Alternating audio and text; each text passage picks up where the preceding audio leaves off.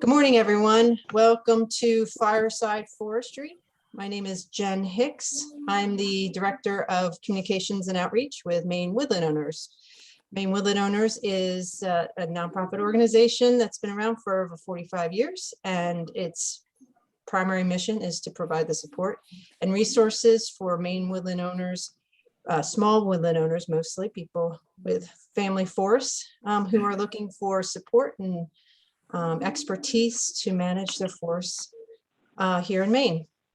Today, we are very lucky to have two of our greatest supporters, Bob Seymour and Jessica Leahy. They are both, Bob's a retired professor from the University of Maine School of Forest Resources, and Jessica is a current professor there. And I'll let them fill out their title because I don't want to mess it up too much, but Bob writes for us every month in our newsletter with Practical Silviculture, and Jessica is our former board member and former president of our board with Maine Woodland Owners. So and she is a wonderful resource for me, developing programs and coming up with topics for our newsletter. So very lucky to have these two folks here, literally here to answer your questions about anything related to silviculture, forest health, forest growth, and hearing stories from the field with their adventures in their own woods. And they have three different woodlots in Maine, and one is Wickeby Woods, which in September, we are keeping our fingers crossed that we will be able to host a forestry field day there in September to celebrate their award of winning the Maine Tree Farmer of the Year award. And we are also hosting a workshop in May, which we can talk more about later in today's program. So we just have a rich amount of information to share today, and looking forward to this. I'm not going to talk anymore, except to say that for those who are interested, have questions, I'm ready to ask them. You have two ways of doing that. One will be just to type your questions in the chat area. So if you haven't opened your chat box, go ahead and do that. The second is I will do my best, and Jessica, I think we'll be looking as well. If you've got your video screen on, and you raise your hand, we can actually see that, and we can call on you, and you can turn your mute button off, and you can ask your question directly. So those are the two ways to go to do it. And there's also, I believe, you can click on a raise hand icon on your participant list above your chat box. We'll keep an eye out for that as well. Again, if you don't have your question answered today, you can email Bob. So those are all the things that you need to know. I'm going to pass it over to Bob and Jessica, and everybody enjoy yourself here. Thanks for coming. Yeah, this is great to see how many people are here. I would encourage you to save the date for September 12th. It's a Sunday up in Quebec, and we're going to Wickeby Woods. And I think, every sign is that we probably will be able to do that in a safe way. So we're already working on the planning with the Maine Tree Farm Committee and Maine Woodland Owners. And we're working on various contingencies, and I think we're going to be able to do something. And there's a few other smaller opportunities in the meantime if you want to get together in person. But we're really happy to be doing this Fireside Forestry. It's basically the first anniversary of doing this, and it's turned out really well. And I am so pleased to see this great mixture of people who are from Maine, but people also joining from as far away as Utah. And then I see quite a number of our Nova Scotia friends have joined us. And I want to remind everyone that you can join Maine Woodland Owners, whether you're a landowner or not, and whether you're in Maine or not. And the monthly newsletter, and Bob writes a monthly silviculture column for it, is a great way to learn information. And in particular, New Brunswick, Nova Scotia, our forest types are so similar that it's really beneficial. So I'll hand it over to Bob. I'll be sort of moderating, paying attention to questions and things like that. And I thought he might want to say something about the first year anniversary. The first year anniversary. Well, yeah, I dreamt this up. It was remember last year. I don't even want to think back how weird that was, scary actually. And I thought, well, this is one way to gather. And since we are academics, right, we had already been forced into this, more Jess, but then we might want to try this. And this, I think, is the 6th one of these. So apparently there was traction, and here we are, I think, with a record attendance. It's been a while since we've done this. So I love doing these. There's not a question I won't give you an answer to. If not in person, I will look it up. I occasionally, I do have this was my silviculture, of course, is my specialty, but I'm a forester, like many of you probably in the group here, and we can talk about, if I can't help you right in person, by all means, feel free to email me, and we can get you good advice, I think, good for what you want to do. So Yeah. let's just start. Let's take the first question and see what people are thinking about as we head into the spring. I know we're definitely starting to think more about our summer woodlot plans. So what's on your mind?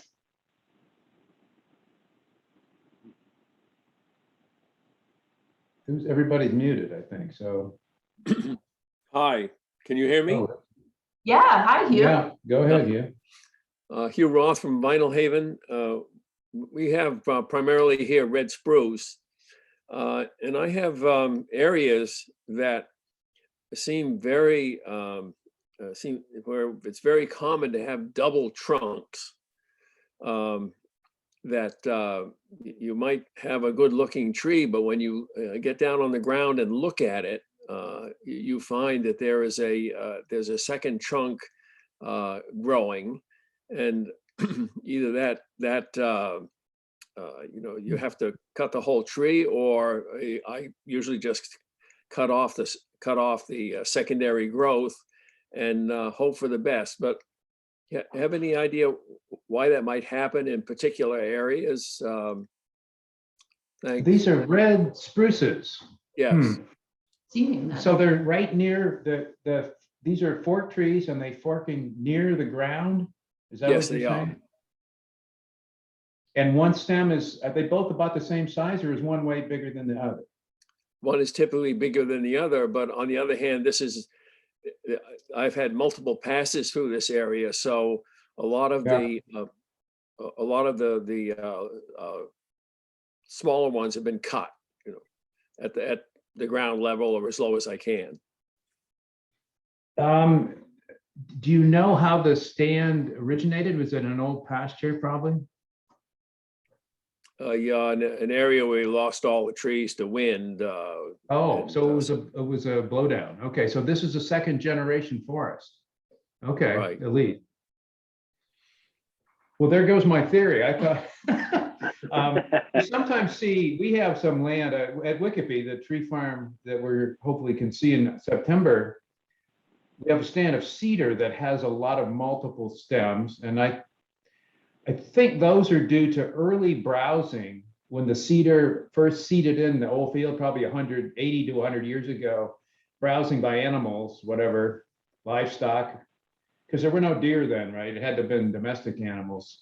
I think cause essentially like the equivalent of sprouting would be in a hardwood stump, right?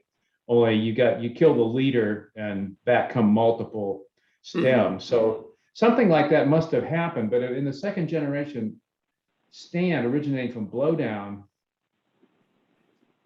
if the forks were up higher, like at least breast height or above, like 5 feet and up, it could be white pine weevil does attack spruces. So but if they're right at the ground, it had to be some kind of injury to the terminal shoot that would cause branches to take over. And the only thing I can suspect is browsing, but if that's not, how many, is there a lot of deer in Vinyl Haven? They wouldn't browse red spruce though, actually, so. What about double seeding? If they'd be the same size, if they got 2 seeds in the same. Yeah, I suppose, but that doesn't, stratification? yeah, it could be the stems just came in. Is the rest of the stem very, very dense? I really can't answer that. Okay, I mean, yeah. Okay, how old are the trees now?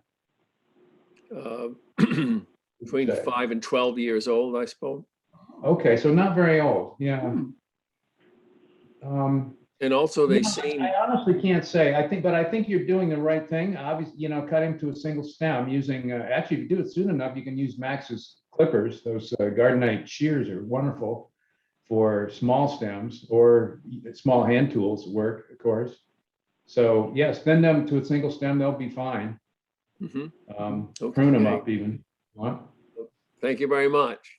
Okay. Who's next?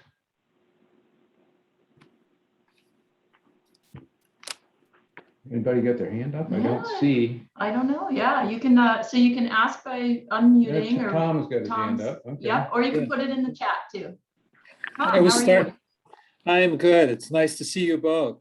I was starting to just type it in, but my question is really, how do, you know, in our property in Sebago in Cumberland County, we've got some, you know, old pine, and some of it's good pine, it really is, and some big old oak, and some of that's pretty good too. But I found over the last 20 years, a conventional logging operation tends to, you know, take out improve the pine and the oak, but the understory comes back in beech and hemlock. And it really shuts down the future of a diverse forest. I'd like to see a forest with oak and maple and pine, but the hemlock and beech are so dominant in the understory that, you know, I don't know what to do. I wonder sometimes if there are people you could hire to do pre-commercial thinning or something else, but small scale operations that would do that might be interesting. I just don't know where to begin. Okay, well, there's multiple issues here, right? You have the beeches we've talked about, right? And you actually have one of the backpack saws, and that is our chosen method of dealing with beech. However, I think the most important thing about beech, when you had the harvest in there, did you harvest mature merchantable beech trees? Not really. A few. It was, we harvested, the last one was a couple of years ago, over about 35 acres. And we had some good pine, and then, you know, the rest of it was pulp, which is harder today, and some hardwood logs, but not many. Most of it was hardwood pulp. And so that wound up being mostly maple. Some beech. So do you think the beech where did the beech come from? These are like beech sapling sized trees in the understory, right? 2-4 inch No, trees. they're beech of all sizes. We've got some big old beech. Some of it's got the bark disease, but a fair bit of it does. But yeah, it seeds the forest. And then, you know, you go down below and, you know, acres and acres where the small pine doesn't have a chance because the beech and the hemlock are so tolerant of shade, they crowd out everything else. Yeah, I think the remedy for that is cutting, right? Essentially a pre-commercial kind of, we would call it in silviculture, a cleaning is the term when you remove sapling sized stems to change the species mix from, in this case, I guess, from your beech hemlock to the less shade tolerant species of oak and pine. Well, on the demerit forest here on the campus, pine is our favorite species, but it's always growing in mixture with hemlock. The soils are rarely good enough to have good hardwood, so but it's nice conifer land, and I've written about this a little bit, but perhaps should discuss it more. We use shelterwood regeneration cuttings, which of course is a good way to regenerate virtually all of our species, including pine and oak. And you will get the advanced regeneration established, but then if the overstory closes back in and becomes very shaded, then you're giving those beech and hemlock the advantage over the less shade tolerant pines and oaks. So you do need one thing is you probably, and of course you won the raffle here, so we'll be down. I know, I'm looking forward to I can't wait actually. So yeah, I could be way off here, but I'll tell you anyway. I think probably, yeah, so you could cut, for example, you go in there with your backpack saw and you start freeing up the pine, right? And that'll work, that'll look better for a while, but in the end, the pine needs more light probably to grow better. So you may need another commercial entry, right, to cut some more of the overwood off. So you want probably for those species that you're trying to grow, and this is of course a common objective down in that area, you want probably 50% canopy. You don't want a solid overstory, right? You want diffuse light coming through the mature trees into the mid and understory to favor those species. But if you did it without treating, if you just did the cutting but didn't do any other treatment, that's going to benefit the hemlock and the beech just as much. So so once these are established, the beech and the hemlock, then there's no remedy but cutting them. And I think, as I've said, I'd like to, when you cut the beech, I think you really do need to just spray the stumps with the glyphosate to keep them from resuckering. The hemlock, of course, if you cut off, are going to be dead. They're gone. You don't need to do anything else. And I wouldn't cut all the hemlock. I would keep some as trainers for the pines, right? You don't need to cut them all. Just the big ones that are overtopping, right? And you knock them back, and you'll. So that's what we do. We have these shelter woods, and we overstory, close it back in, and we try to re-enter. But many times the hemlock are outgrowing the pine that are established. So we'll go through with student crews with brush saws actually, and cut that hemlock. And fir too is a problem up here, more probably than it is down there. But so it's a dual problem of managing the overstory light to favor these intermediate tolerant species over the shade tolerance, and also cutting, motor manual cutting. If you let it go, you will lose the pine, as I guess you suspect. The pine will eventually just die, right? Pine can be fairly shade tolerant. It will persist under probably of the two things. If you only did one, the thing that most important is to free it up from the competition of its own size, the beech and the hemlock saplings. Because pine, if it's not being competed with in the understory, it will persist down there beneath the canopy. It won't thrive, but it won't die. It's fairly shade tolerant. It would have to be, unless the overstory was like solid hemlock, that would kill it. But a pine oak overstory is not going to kill pine, but that won't be particularly thrifty.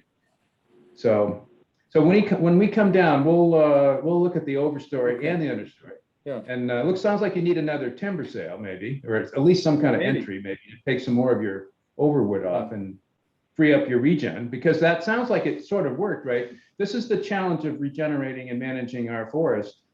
Is in the course of achieving what you want, in this case pine, you often get other species too, because we have a diverse forest, right? We have a forest that has 20 commercial species or more. So this is just the way silviculture is here. There's no magic cutting in the overstory that's going to give you just pine, unless that's all you have in the overstory is a pine seed source, which is not common, right? Now the oak is a different problem. The oak is more of a challenge because of deer, right, and browsing, right? There may be nothing you can do to regenerate the oak if you have really high deer populations. I mean, literally, with short of fencing the stand off and shooting all the deer. So, there was someone who just sent me a quick question. Jim Gibson just asked, why not spray sprouting beech with herbicide? Yes, that's Bob's favorite thing. I'm obviously a big proponent of that. You need to do that. You have about 4 days when you cut the stumps to treat those fresh stumps. Okay, you need to treat them. All you need to do is spray on the outside around the cambium. You don't need to spray the whole surface with about a 20% solution of glyphosate, and that will do it. And we just use a little spray bottle, just a window cleaner, whatever, after cutting them with the backpack chainsaw.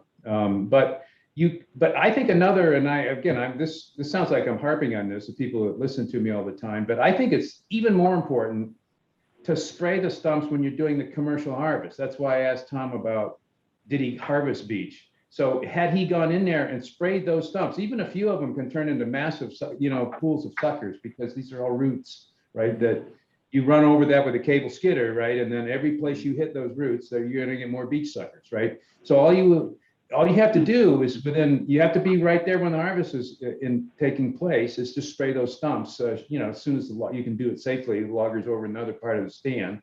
a day later, hit those stumps and the beech will be gone for sure. Now, if you have good clear beech, Tom says he has mature beech, you don't want to spray within maybe, I don't know, 20, 30 feet of a mature tree that you want to keep, because the herbicide can translocate through the root system to the living trees. It's called a phenomenon called backflash, right? Because the trees will suck that up. Now, if you want to kill those mature trees, that's a good way to do it. But usually if you're leaving them, you want to keep them for mass production and stuff. And especially if they're resistant, they will be root grafted to disease ones. I learned that lesson the hard way. So absolutely, I think I see there's really no magic way to get rid of beech short of killing it, cutting it, and then killing it with a herbicide. Otherwise, it's just got a root suck. Thanks. All right. Jennifer Dan sent a chat and she asks that walking around on the trails here in Orono, it looks like there's a lot of blowdown. Is this normal, a sign of a changing climate, pests, or what? The trails in Orono, that on the land trust or our university forest, it probably means that the trail maintenance people are lazy. Oh, shit. No. They're not. No, I'm a volunteer for the Orono Land Trust, so I can say that. That we actually have pretty diligent people. So this is obviously a common problem. I think it. I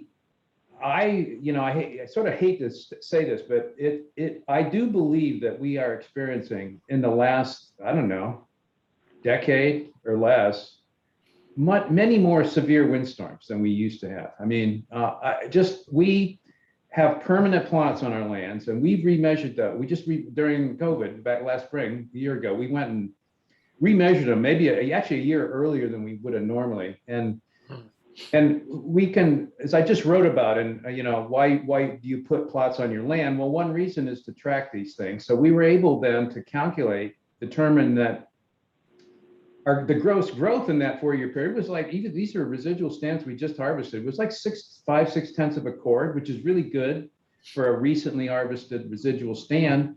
But a third of that growth was lost to Winthrop. And these were stands that I and Jess and I personally marked. They were not high graded. They were, well, we doing the best we could. Left good, I think, robust residual stands, but you can't. So first of all, we had that 2017 awful, bomb cyclone. There's nothing you can do about that, right? I think much of it was from that single event, but then there's been subsequent storms too. They seem to be, the ones that are really worse are the ones that are coupled with wet snows, right? Where the crown loads up with this heavy snow load and then over goes, especially spruce trees, tall, spindly spruce trees. So I don't, it has not, back to Jennifer's question, I think it is not historically normal to always have lots of chronic blowdown. I fear it may be somewhat of a new normal, though. So the only way to really manage for this is, and I think I need to write a column on this. This is on the list. I'm sort of on a carbon theme right now, but trees to resist wind stress need to be large diameter relative to their height. So I've talked about this before, the ratio of the height to the diameter, typically at breast height or even at the ground, wherever you want to measure it, needs to be like less than 70 in the same units. So a 12-inch tree, 70 feet tall is at the limit of if it's physical stability. A 10-inch, 8-inch tree, 70 feet tall is at high risk. A 15, 16-inch tree, 70 feet tall is going to be robust against wind damage. Unless it's rotten or other things growing on a very shallow soil, there's not much you can do about that. So what does this mean? This means that we should be thinning a bit heavier and maybe earlier than we normally would in stand development to develop these trees. That's the only way, because we cannot control, here's a key principle of silviculture. We can't control height growth of trees that are growing in the open. Height growth is absolutely fixed by what? The site quality, right? The better the soils, the faster they'll grow in height, et cetera. We can't do anything about that. It's an absolute myth that trees grow faster if we crowd them. That's actually counterintuitive. Trees actually grow better when they're open grown to a point. So, but we can strongly influence diameter growth. So thinning, giving those trees much more room so the crowns get bigger earlier, then will give us much more diameter growth during that same height growth. So that's really the key. Yeah, so I don't, that's a sort of a long answer, but and it depends, of course, if you're walking on the land trust, some of those properties are managed, some of them aren't. So the ones that aren't managed, there's nothing you can really do about this, right? Other than just clean up the blowdown and let the stands grow into an old growth stage. And eventually, I think if they're mostly pines, they'll become fairly wind firm. My guess is it's probably the hemlock and the spruce that's blowing over, just a guess.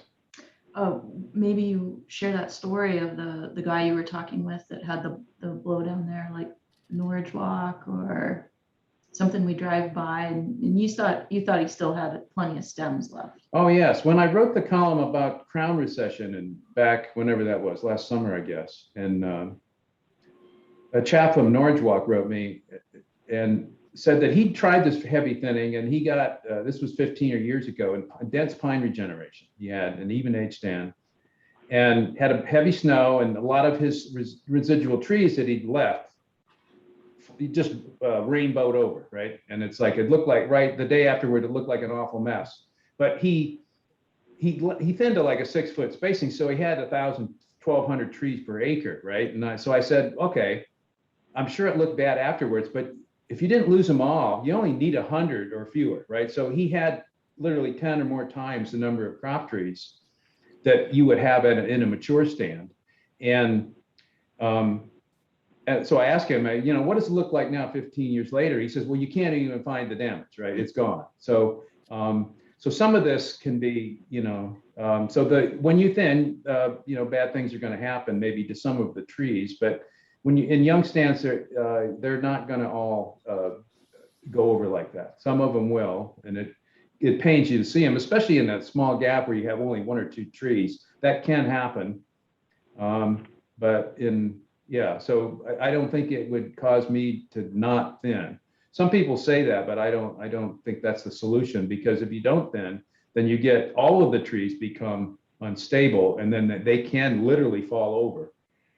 En masse, and then you got a big problem. You got 30 years worth of regeneration lost. So that's not a solution. Great. Next up, we have a question from Jim Gibson, and then Dave, you can come after that. Jim asks, do you think that the changing climate is contributing to the white pine needle loss in the spring, which seems to be a problem in the Western Maine area? From what I can tell, the answer to that is yes. And I am somewhat of an expert on pine, although not as much in the pathology, but I do interact with the pathologist about this. And this problem is actually, you can find it here in the Orono area. It's not as bad as it is, say, in Bethel and Western Maine, and where it can be really bad. But one of the things about the climate in Maine, the climatologists are telling us, and I think this is true in the data, is that it's becoming wetter, right? So this is a pathogen that's a fungus that thrives from the fact that during the wet spring the spores can germinate and get a purchase on the on the second year needles, right?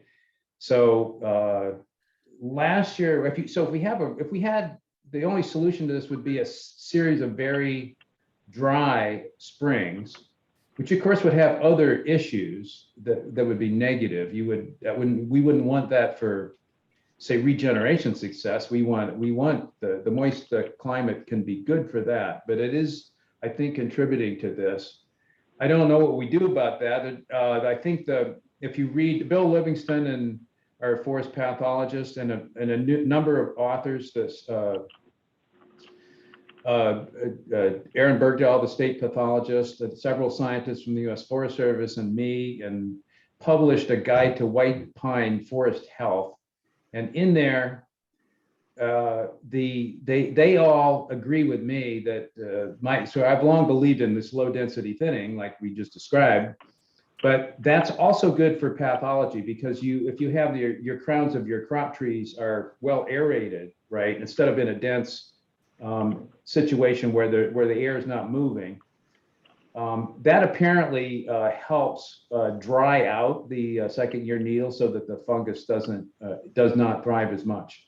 At least they believe that. I mean, I guess we have to go with that. It's not a panacea. You'll still have it. And this is a nasty problem. I just hate this problem because it's one of those chronic things you can't do anything about. And it's really eating into the productivity of our pine resource. I have long-term plots, and I've been following for 30 years, as I just wrote about, following the litter fall and everything else, right, since the early 90s. And this phenomenon started about 6 or 7 years ago up here. And those thinning plots, this is a thinning study, and the growth on that study was an absolutely constant. I measured every 5 years. For the first 5 periods, it was the same, right? 25 years. 25-year period. The first 20 years was the same. And then the last 5 years for the same residual stand, if you plot the growth over the basal area, because that influences the growth, it's about 2/3 of what it's been. It just dropped by about 1/3 in 5 years as soon as that needle blight came. And that's exactly what you would predict, because what the blight does is kills the second year cohort of needles prematurely. So these pine trees are running basically half full, right? Their factory it's sort of like running the plant 20 hours a week, right? Instead of a full shift. And that's it. So so the trees don't die, right? They're not good. This doesn't rarely kill any trees, but it makes them so they're not nearly as vigorous, and it cuts into essentially the photosynthetic production, right? And probably renders the trees more vulnerable to other pathogens too, because they're not as healthy. So, and I don't know, I don't think there's any natural control of these fungi. I don't think so. There are similar problems elsewhere. Some of these, I guess, are native fungi. So one wonders why they weren't historically more of a problem. So you have to suspect that maybe our wetter, warmer climate is probably causing this. If we had a warmer and drier climate, this problem would go away. All right. Dave Fuller, you're next. Are you joining us from Farmington? I am. Excellent. Yeah, good to see you guys, and thanks for hosting this. Sure. So my woodlot is in Chesterville, just your side of Farmington. It's a sandy loam soil. It's a nice mix of species, heavy to pine, red oak, hemlock, red maple, etc. My question is this: I would say about 2/3 of the red oak are not straight as they come from the ground, and it's as if they were, reaching around, a competitor, a bigger, earlier competitor, but there are none. This is a grown-up field, maybe about 50 years old, and so the stems themselves are straight, but they are not straight. They're at an angle to the ground, and I'm just wondering. Yep, they're leaning, Okay. right. They don't have sweep. They're just straight, but they're not upright. Okay. Right, no sweep. Okay. So the question is, what caused this? Is it possible that there's stump sprouts that somebody cut the straight stem off of, like a long time ago, for firewood or something? No, it was a field for probably 100 years or so. So these are old oak trees. Yeah, some of them are probably, maybe 20 inches DBH, 16 inches. Well, I think you do see oaks like that, and I suspect that they might be old remnant stump sprouts. I mean, to be honest, you couldn't, if this happened 80 years ago, you wouldn't know it now, right? The remnants of those old stump sprouts would be gone, the root system. It'd be very hard to discern that. So some of those old hardwood stands like that were coppice for firewood, right? And people would cut the dominant stems off of them and leave these side. And oak is very resilient. It will grow like that. Certainly, if you see an oak sprout clump that hasn't been treated that way, you'll see multiple stems. There'll be one straight one probably, but others that are almost as big, growing at that same angle. There would be. It could also be competition, but I wouldn't think that would be common. I mean, most of your growing stock should be straight, and occasionally you might find a crooked one that, that was maybe a red maple or something over top it years ago and it's now gone. Mm-hmm. And that's, that the wood quality of those oak trees, the veneer buyers won't like them because the pith, because when a tree is growing at an angle, the pith is not in the center because it won't grow uniformly around its diameter. So the pith is not centered, right? And there's a good reason for that. And that means that the tree has tension wood on the upside of the tree, trying to pull it straight. And that causes all kinds of defects in the lumber. It's probably not you will be able to sell them as high grade sawlogs, so they don't seem to penalize for that. Maybe they should, but they don't. But veneer, they're going to want the straight ones. That's why that spec is in there, by the way. The centered pit is so that you can't sneak leaning trees in butt logs from leaning trees. Yeah, bummer. Just a quick follow-up question. I know nut trees frequently will have tap roots. Do oaks have tap roots? Absolutely, they do. Yeah, all of those trees in that genus, beech and beech not so much, but all the oaks and hickories, walnut, chestnut, right? If you plant any chestnuts out there, they'll have tap roots. I just got some chestnut from the Chestnut Foundation. Got my 4 seeds. I've got them in pots, ready to outplant them. Probably this year later, once they develop good pots.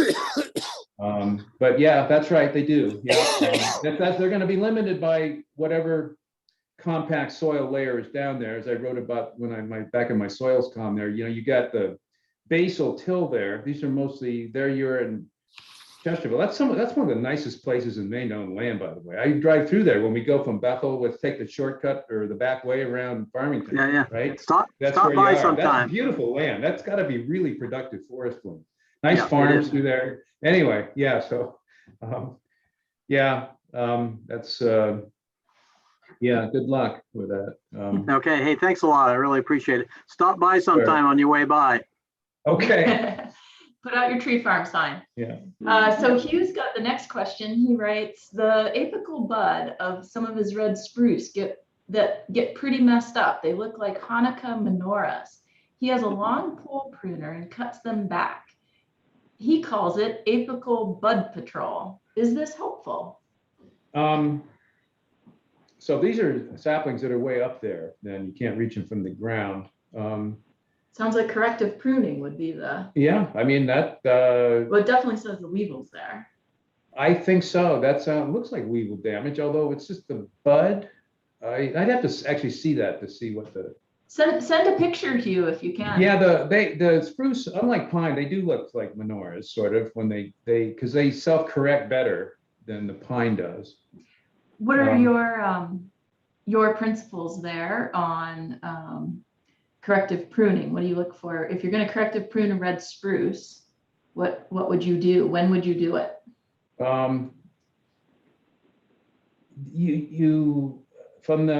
When I wrote about this, I dredged up that old publication from the 50s on white pine, and where he did the corrective weevil pruning and found that if you don't do it within the first year, in other words, you want to get it, well, that shoot just has one side, that side shoot's only 1 year old.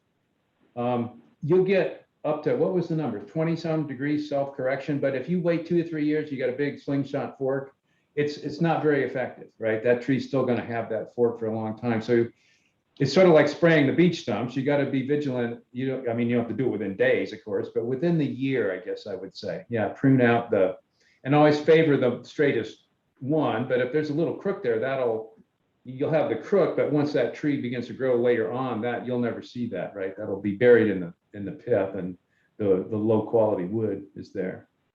Okay, Great. Okay, so next we're Thank you gonna. very Oh, much. sorry, Hugh. Thank Go you very ahead. much. Okay. So next up is John Cullen from Topsum has a question about invasives. Pulling them or spraying them, is there any benefit to just continually cutting them? Wow. Probably not. It's probably, and I don't have extensive experience with all the different species. We have done work with honeysuckle, and I like pulling, right? If you go out there, actually pretty soon as the soil thaws and those honeysuckles leaf out, that'll be another 2 or 3 weeks, I guess, up here. they're easy to pull except for the big, huge ones, right? And then, so if you can't pull them, then I would cut them and spray the stumps, right? That's, I think, what Nancy Olmsted recommends in her manual, typically for those kinds of things, right? If you had a tractor, if you had a big piece of equipment or something like a tractor with a bucket on it, you could probably put a chain around them and yard them out of the ground if you really were being vigilant about this. But I think continually cutting them is probably like bailing the ocean, right? It looks good for a year and then back they come. Because these things are going to sprout. Most of them are fairly shade tolerant, right? They're not going to die in the understory. So you need to get rid of the root system, and that either means pulling or spraying them now you don't spray them. The problem is, so the other option is to spray the foliage, okay? And not cut them, just spray foliage. And that also works. And I would, before I did that, I would contact Nancy or other experts on this, because I think each species probably has its own little remedy. You're going to want, but the principle that I'm sure of is if you spray them in the spring or during the summer, that also is not going to work. And if you're spraying foliage, it'll burn the foliage off, but it will not translocate to the root system. The critical thing about spraying foliage, if you want to kill something, is you got to do it actually as late as possible. I would wait at least until September, if not, around past Labor Day.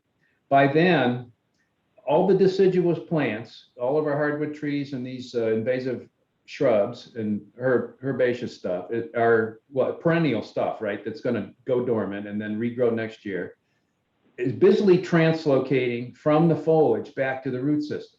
So if you spray it then, the herbicide that you get uptake through the foliage will be translocated to the root systems and kill the roots. That's how I killed knotweed in essentially two treatments. Essentially one treatment. I cut it twice during the growing season, like whack it hard with my backpack saw, like in mid-July. Hit it again late August. And that's all root, trying to get the energy. Right, that exhausts the root system, and then back will come fairly feeble sprouts the third time, right? So you've now cut it twice.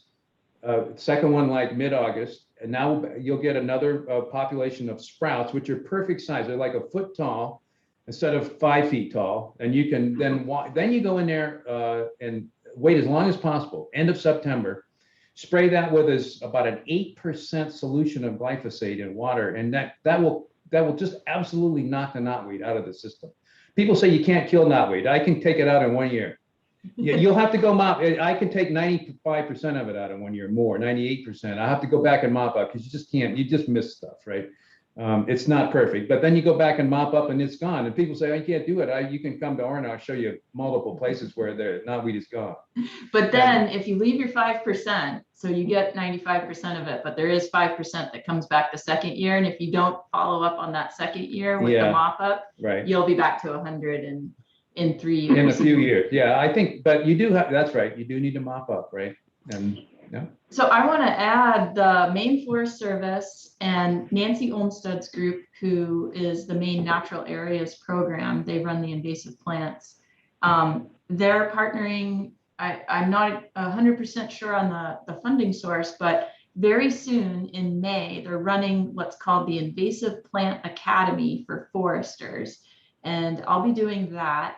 What they're trying to do is train a cohort of foresters who can write invasive plant management plans for landowners.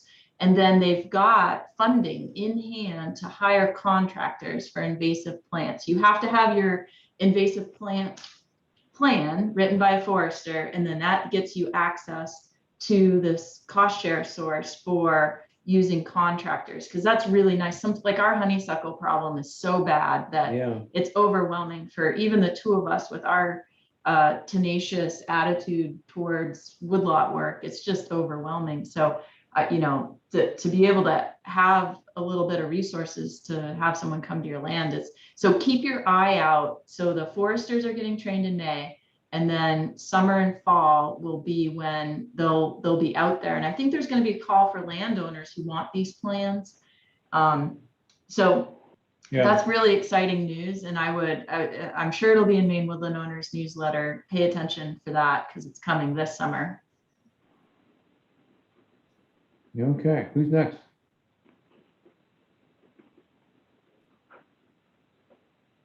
We got everybody on the right there? It's Hugh again. Hi, Hugh. I don't mean to be hogging things. Next question is, oh, by the way, that tip about when to spray is really terrific. I mean, I've often wondered about that, spraying it when they're high, but that's a great tip. Thank you. Yeah. Well, it's most typically on birch trees here on Vinyl Haven. When a birch tree doesn't seem to be doing very well, you get a lot of epicormic shoots on the lower part of the stem or the bowl, and I take that if I'm trying to make a decision about a tree, I take that as a sign of stress, that the tree is trying to put out more leaves in a way to stay alive. Do I have that? That's exactly right. Are these white birch or yellow birch? White. White birch. Okay, yellow birch is notorious for this, but white birch and all hardwoods will do this. And you're absolutely right. It is a sign of stress. It's all of these hardwood trees have what are called adventitious buds. That means that they're not connected to the center of the stem. They're just in the bark and they grow outwards with the cambial layer. As the tree grows outwards, these buds are just in there, right?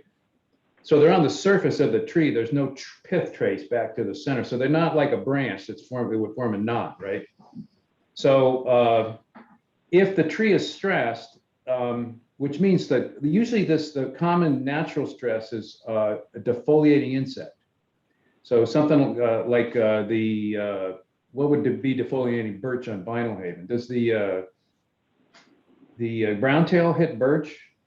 I don't know. Well, whatever. So, but you're right. The tree is telling you it's not healthy, and by the time it does that, it's probably lost enough of its crown, its main crown. I mean, it's trying to grow a new crown, right? That it's probably not gonna. It's not ever gonna, for sure, not gonna ever form a high quality saw log or a crop tree. If you want to, if for some reason you had this birch in your yard and you didn't, a nice looking birch tree, then I wouldn't cut it down because it may survive by growing somewhat of a new crown. But the epicormics, they're also caused by, after a harvest, the trees get additional growing space, mostly sunlight. And on the bole of the tree, the trunk, if you expose a tree like in a fairly heavy crop tree release, especially a tree that's not a vigorous one, you can also trigger that stress reaction and get epicormics. Oaks and yellow birch are the ones that really come to mind that way. Really vigorous trees, dominant trees don't tend to do this. Again, it's trees that are semi-stressed, in this case from competition. And if you release them, they're going to do this. Now, so the defect, it looks like, okay, all of a sudden we got this clear bold oak or what, and all of a sudden we got sprouts coming off of it. That, of course, in the long run will form a defect because now you have a branch there where you didn't have before. But because that's not like a regular branch, it doesn't have a trace. If you harvest that tree within 5 or 10 years, that defect is in the slab, right? So you'll still have the clear wood there. If you leave it on there for 4 years, then of course it will be a branch and a defect. So it depends on the size of the tree. So if you're doing like a shelter wood in a mature oak stand where the trees are already 20 inches and you're going to come back in 10 years and remove many of them, to release the regeneration. If you get some epicormic on those, it's not a big deal because, they will look a little bad, but the mills will still buy those and they know that those will come off in the slab. This, of course, it's not supposed to happen with conifers, although I've seen hundreds of white pines that do this too, right? White pine will form epicormic shoots, right? Douglas fir wasn't supposed to do this. And of course, they found that 800-year-old Douglas fir, once the 800-year-old hemlocks next to them die, they will form a crown back downwards. Can you imagine what a survival mechanism that is in an old growth forest? These are just the really old ones do this. And it just was discovered by research where they went up in the canopy of these 300-foot tall trees in a construction crane and actually really studied them in detail. It's something you can't do from the ground, right? Amazing work. So so they don't read the book, right? Well, when I was taught to school, oh no, conifers don't do this, except for pitch pine. No, many of them actually do. So, but hardwoods are the ones that are notorious and get the D grade, seriously. Good. All right, we have a direct message from Jennifer Dan would like to know what the latest that you've read on ash and ash species showing resistance to emerald ash borer. There was just a paper that came out within the month. So when was this? About a year and a half ago, I wrote an article in the newsletter about promising work that had been done in the southeastern Michigan, where the emerald ash borer was first discovered in North America, where they had gone into these aftermath stands and found that, I don't know, 70% or whatever of the white ash was still alive, right? It wasn't a wipeout. All of the green ash and the black ash, the brown ash, as we call it, were dead, but that the white ash were survived. Well, these same scientists have now published another paper a couple years later, where they went in and made more accurate measurements. You can, one parameter to the, I guess, how would you put this? It's a function of the habitat for the borer is the area of phloem of the tree. So imagine using geometry, you can measure the diameter of the tree and the length of the stem, and then figure out how much surface area these trees have. And they actually measured that, and then they measured the borer population in these stands. It's there. It's not like it's gone, but it's not the borer does not expand to all available phloem, right, in that stand. So that's further, the first study was more just empirical data where they went in and found live trees. This is actually, now they're looking at mechanisms and finding that the borer is there, but it's not attacking. It is attacking some of the trees, but not lethally. And there's lots of available habitat, I guess, beetle habitat, borer habitat rather, there. So who knows? I think the Forest Service now, the Maine Forest Service, has a great attitude about this. And others in New England are now, don't over panic on your ash. It doesn't look good for black ash and brown ash in the wetland forests. Those don't seem to have this resistance, nor for green ash, which is in Maine, is mostly along riparian areas. It looks a lot like white ash. Even I have difficulty telling them apart. We have a huge one right here in our front yard. There's a cultivar called Marshall ash. It's the one that has the yellow fall foliage. It looks like white ash to me. The mall on the Orono campus is all planted in these things. When the elms died in the late 70s, they planted these gorgeous ashes. Perfect choice because the soils are clay and they're green ash and they look beautiful. In the fall, it's just this beautiful golden yellow display. And they're still healthy, of course, because the borer is nowhere near us here. But when it comes, it may well attack those. And the only remedy then would be to inject them with the insecticide, which does work, but it's very expensive. So I would go with the white ash. We're betting on our white ash. If you come to our field day, you will see us doing crop tree work in 5-6 inch white ash that's 40 years old. That's all we had in the stand was 90% ash, but so we thinned them, we released them, and they're growing like mad. We're also going to this year, we're going to start becoming part of the trap tree network. And I encourage everybody to do that, not that much effort. And that really does help the biologists of the Forest Service. Many of the new infestations are being found this way, right? It's even more accurate than their specialized pheromone traps that they use. So I think that's a good opportunity to plug a few things. So Saturday, May 8th, Colleen Tierling will be coming up from the Maine Forest Service. She's an entomologist, and we'll be girdling at Wikipedia Woods, and it'll be a training in case you'd like to participate in the trap tree program. You can learn exactly what to do. And while we're there, we'll look specifically at our ash management strategies. Then for the Forestry Field Day, which is Sunday, September 12th, the girdled tree will have now died, and we will fell that and do the bark stripping to check and see whether we have emerald ash borer.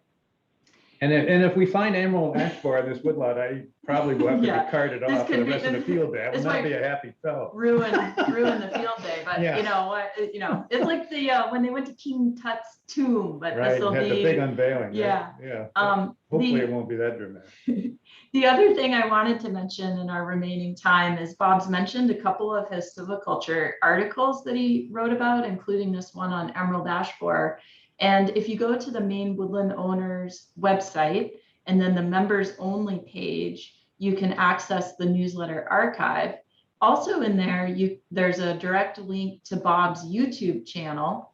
Those of you who aren't Maine Woodland Owner members yet, you could go directly to YouTube and probably type Bob Seymour Forestry and You'll land there for and sure. find the channel. Yeah. But there's a lot of good stuff covered in there, and just wanted to put the plug in. There's a new, if you are a members only, there's a new password that got released at the beginning of the year that you could find in which month's issue has the new March. secret password. But please become a member.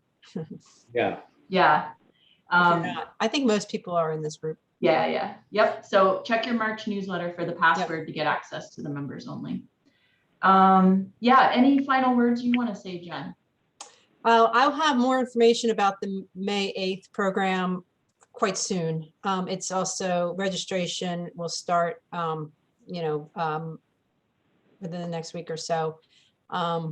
Because with COVID practices, we have to limit our numbers, but we hope that a lot of you will be able to attend. And the part of it is to get people engaged with the idea of being part of this network, because one thing that's really interesting that I'm learning about with the Maine Forest Service and groups like the Natural Areas Program, they are so reliant on woodland owners to be connected to their program and to offer access to their lands to do a lot of the research they want to do. So, Colleen from the Maine Forest Service is thrilled to be able to work with Bob and Jessica and have their land, their forest as a place to do this demonstration, because we are, they're very reliant on private woodland owners like everybody here in this group and our members.